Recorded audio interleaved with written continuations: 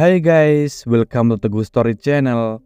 Apa kabar sahabat onlineku? Semoga sehat dan bahagia selalu, serta selalu dalam lindungan Allah. Guys, seorang lelaki mengaku bujangan demi pacari janda 2 anak hingga nikah siri. Namun, saat sang kekasih ketahuan berbadan 2 dan meminta status yang jelas, si pria tidak mau bertanggung jawab dan berakhir di balik jeruji. Bagaimana kisahnya? Simak video ini sampai habis sahabat onlineku.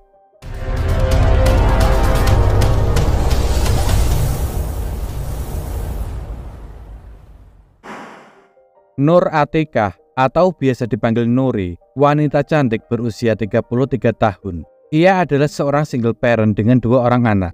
Nuri dikenal baik, ramah, dan memiliki banyak teman. Diketahui, Nuri sebelumnya menikah dengan tetangganya bernama Roni. Akan tetapi, pernikahannya hanya berjalan 2 tahun. Keduanya memutuskan untuk berpisah karena sang suami kedapatan menjalin hubungan dengan wanita lain. Usai berpisah dengan suaminya tersebut, Nuri memilih untuk membawa kedua anaknya dan merawatnya seorang diri. Demi memenuhi kebutuhan sang anak, Nuri rela jauh dari anaknya dan menjadi TKW di Arab selama 3 tahun. Hingga akhirnya ia kembali ke Indonesia dan mencari pekerjaan di kampung halaman. Selain itu, ia memutuskan kembali ke Indonesia agar bisa melihat tumbuh kembang sang anak. Tak lama setelah pulang dari luar negeri, Nuri berkenalan dengan seorang duda dan sempat menikah. Namun, lagi-lagi pernikahannya tidak lama hingga akhirnya keduanya kembali berpisah. Merasa pernikahannya selalu gagal, Nuri memutuskan untuk fokus bekerja dan mengasuh kedua anaknya. Ia pun mencoba mencari pekerjaan dan berhasil mendapatkan pekerjaan di rumah makan Padang yang berada di Tangerang di dekat rumahnya. Di tempat kerjanya, Nuri dikenal sangat rajin dan mau belajar kepada atasannya kepala cabang bernama Agus. Dengan demikian, keluarga Nuri pun ikut senang lantaran Nuri mendapatkan pekerjaan yang tidak jauh dari rumahnya. Karena sifat keibuannya, banyak teman-teman kerjanya yang selalu curhat dan berkeluh kesah kepadanya. Mereka sangat senang dengan kehadiran Nuri di sana. Singkat cerita, setelah cukup lama bekerja di rumah makan Padang tersebut, Nuri akhirnya dekat dengan kepala cabangnya sendiri yang bernama Kusmayadi alias Agus berusia 32 tahun. Awalnya, keduanya selalu membicarakan tentang pekerjaan. Akan tetapi, lama-kelamaan keduanya saling curhat, bahkan saling terbuka dengan dirinya masing-masing. Kepada Agus, Nuri mengaku kalau dirinya seorang single parent dengan 2 anak. Sementara Agus, ia mengaku bujangan dan masih mengurus orang tuanya di Bogor. Lalu, siapa sebenarnya Agus ini? Diketahui, Agus sebenarnya tinggal di Bogor, namun dirinya ditugaskan kerja di Tangerang. Sebelumnya, Agus juga pernah bekerja di beberapa rumah makan dari dirinya sebelum menikah. Hingga akhirnya, karena kerja kerasnya itu, Agus diangkat menjadi kepala cabang dan ditempatkan di Tangerang. Agus sendiri dikenal sering bergonta-ganti pacar. Bahkan saat Agus belum menikah pun, Agus memiliki banyak pacar. Hingga akhirnya di tahun 2006, Agus berkenalan dengan seorang wanita bernama Tuti di Bogor.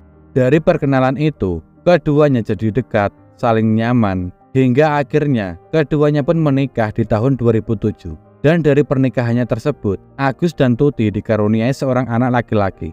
Menurut sang istri, Agus merupakan seorang lelaki yang pekerja keras dan sayang kepada keluarganya.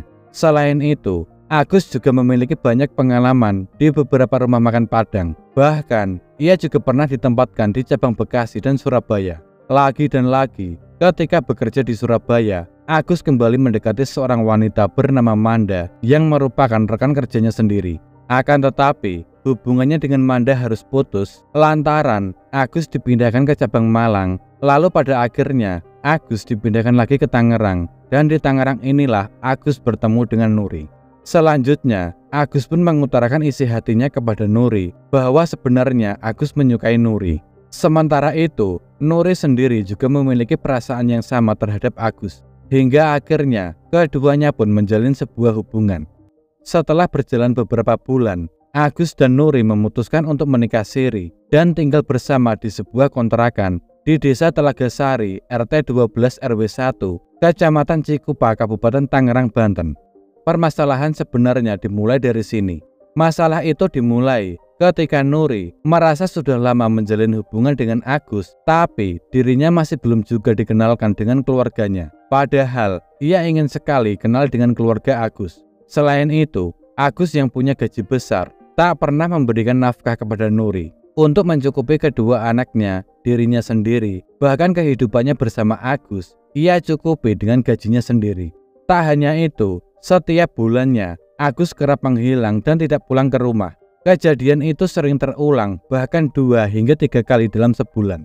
Ketika ditanya, Agus mengungkapkan kalau dirinya pulang ke rumah orang tuanya karena dirinya masih mengurus kedua orang tuanya. Dan yang terjadi sebenarnya ialah Agus memang pulang ke rumahnya, akan tetapi ia pulang menemui istri dan anaknya.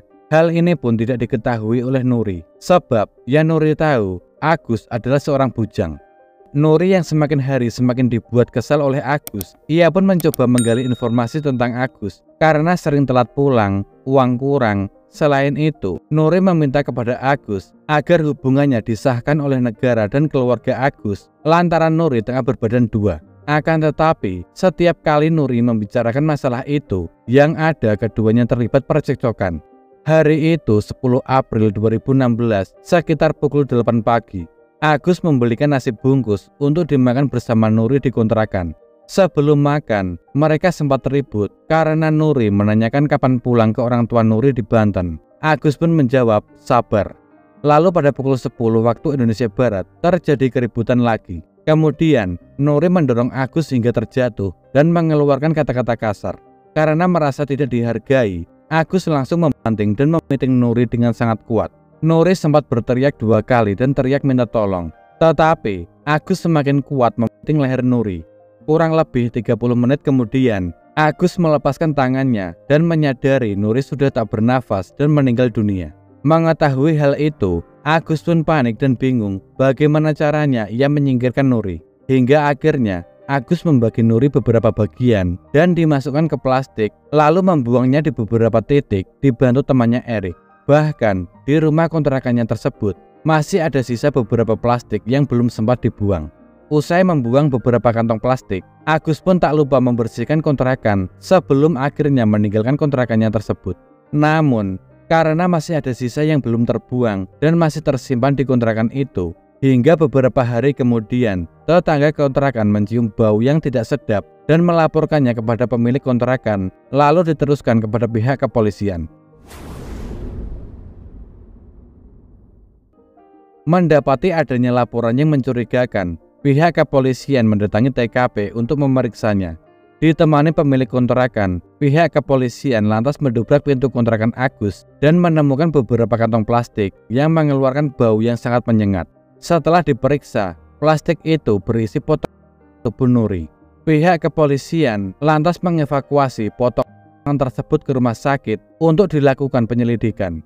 Setelah mendapatkan informasi dari para tetangga, polisi kemudian mencari keberadaan Agus. Selain itu, polisi juga memberitahukan kejadian ini kepada keluarga Nuri dan mengembalikan Nuri usai diotopsi. Jasad Nuri pun lantas segera dimakamkan. Awalnya, pihak kepolisian kesulitan mencari keberadaan Agus. Akan tetapi, berkat kerja keras pihak kepolisian, Agus akhirnya berhasil diamankan di Surabaya.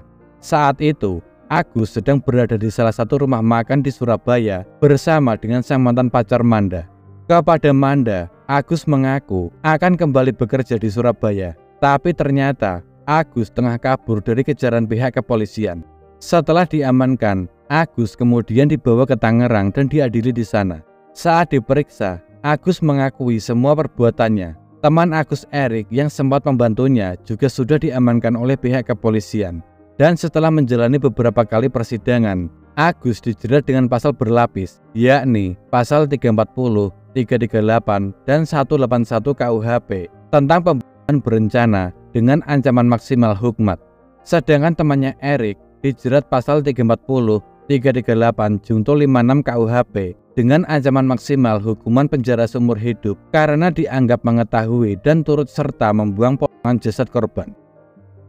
Sekian dari kisah ini. Bagaimana menurut sahabat onlineku tentang kasus ini? Bisa komen di bawah. Dan semoga kita bisa mengambil hikmah dari kasus yang aku bawakan hari ini. Bagi yang belum subscribe, bisa tekan tombol subscribe, like, komen, dan share, serta nyalakan lonceng notifikasinya agar sahabat onlineku tidak ketinggalan video dari aku selanjutnya. Tetap jaga kesehatan, berhati-hati dalam setiap aktivitas, dan juga yang mau request tentang kasus-kasus yang ingin aku bawakan, bisa DM di Instagram Teguh Story Channel atau bisa juga komen di bawah. Sampai jumpa lagi di video selanjutnya. Terima kasih.